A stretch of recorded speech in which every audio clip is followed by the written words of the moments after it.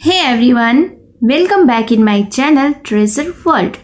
तो हाजिर हूँ मैं फिर से एक न्यू इंटरेस्टिंग मोरल स्टोरी के साथ। बहुत ही अच्छी कहानी है, वीडियो के एंड तक बने रहिएगा। बहुत सारे न्यू वर्ड्स आप इस स्टोरी में सीखेंगे। इसके साथ ही स्टोरी को रीड करना और इंग्लिश वर्ड्स के करेक्ट प्रोनाउंसिएशन के बारे में भी सीखेंगे। तो स्टोरी स्टार्ट करने से पहले अगर आप इस चैनल पर न्यू हैं, मेरी वीडियो को पहली बार वॉच कर रहे हैं, तो मेरे चैनल को सब्सक्राइब कर लें और जो बेल का आइकन दिख रहा है उसे भी प्रेस कर दें ताकि मैं जब भी वीडियो अपलोड करूं तो इसका नोटिफिकेशन आप तक पहुंच जाए। तो चलिए स्टार्ट करते हैं आज का यह इंटरेस्टिंग मॉरल स्टोरी। आज के स्टोरी का टाइटल है the saints lesson.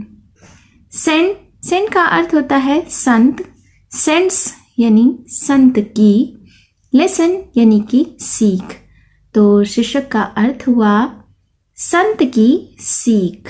So let's begin. A saint was once preaching to his disciples. अ का अर्थ होता है एक, सेंट यानी कि साधु या संत, वॉज यानी था, वंस यानी कि एक बार, प्रीचिंग का अर्थ होता है उपदेश देना या सीख देना, टू हिज डिसाइपल्स यानी कि शिष्यों को। तो इस सेंटेंस का अर्थ हुआ कि एक संत अपने शिष्यों को उपदेश दे रहे थे। One of the disciples asked how they could be endowed with the brilliance of creativity. One of the disciples यानी कि उनमें से एक शिष्य ने आस्क्ड यानी कि पूछा, how they could B, how यानी कैसे, दे यानी वे, कुड बी यानी हो सकते हैं या प्राप्त कर सकते हैं, एंडाउड यानी प्रदान किया जाना या किसी गुण से संपन्न होना, विथ द ब्रिलियंस का अर्थ होता है उज्ज्वलता, चमक के साथ, ऑफ क्रिएटिविटी यानी रचनात्मकता की या नई चीजें सोचने और बनाने की क्षमता।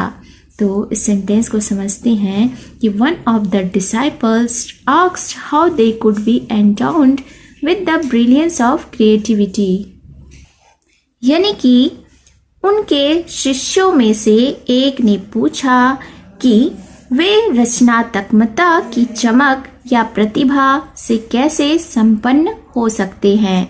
The disciple meant to say, could any task performed by them make sure of their creative sense? The disciples meant to say, यानी कि शिष्यों के meant का अर्थ होता है मतलब, to say यानी कहने का।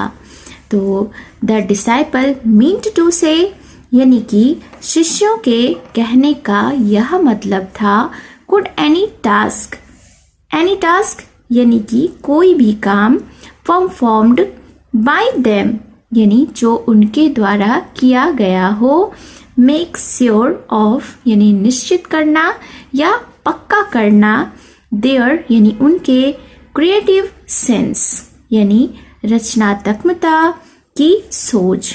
तो इस सेंटेंस को समझते हैं कि उनके एक शिष्यों का कहने का यह मतलब था कि क्या उनके द्वारा किया गया कोई भी काम उनकी रचनात्मक सोच को साबित कर सकता है। Thereupon the saint provided a sieve to his disciples and said to fill water in the sieve. Thereupon का अर्थ होता है उसके बाद, द सेंट यानी संत ने, प्रोवाइडेड यानी कि दी या प्रदान की, अ सीव, यानी एक, सीव का अर्थ होता है छलनी, टू हिज डिसाइपल्स यानी अपने शिष्यों को, एंड सेड और कहा, टू फिल वाटर, फिल का अर्थ होता है भरना, वाटर यानी कि पानी, टू फिल वाटर यानी पानी भरने को, इन द सीव यानी कि छलनी में। तो इस सेंटेंस को समझते हैं कि फिर या उसके बाद संत ने अपने शिष्यों को एक छलनी दी और कहा कि इसमें पानी भरकर दिखाओ। The disciples, after making numerous attempts, held their heads in despair. The disciples यानी शिष्यों ने after making numerous attempts, after यानी बाद, making यानी करने के, numerous का अर्थ होता है बहुत सारे, attempts यानी कि प्रयास या कोशिशें, held their heads यानी अपना सिर पकड़ लिया, in despair यानी निराशा में या हताश होकर। तो फिर क्या हुआ कि कई बार कोशिश करने से शिष्य निराश होकर अपना सिर पकड़कर बैठ गए। They were unsuccessful in completing the task.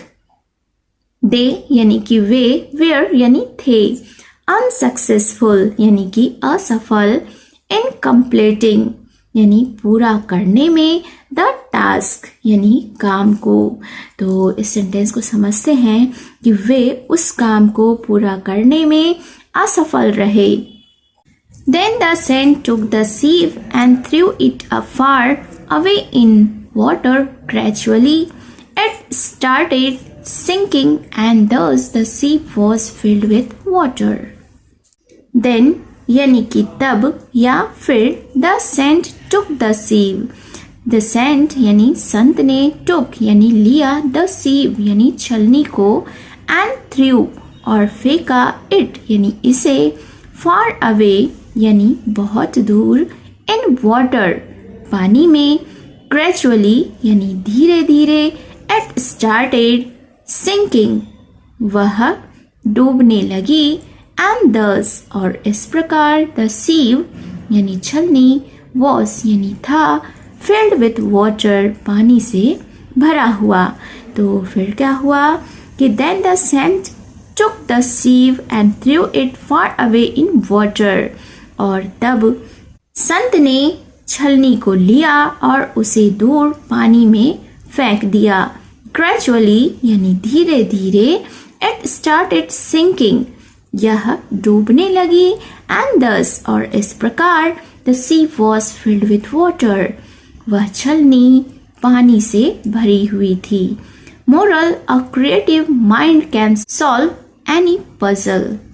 अ यानी कि एक, क्रिएटिव यानी कि रचनात्मक, माइंड यानी दिमाग, कैन यानी कर सकता है, सॉल्व यानी हल, एनी यानी कोई या किसी, पजल यानी कि पहेली या समस्या।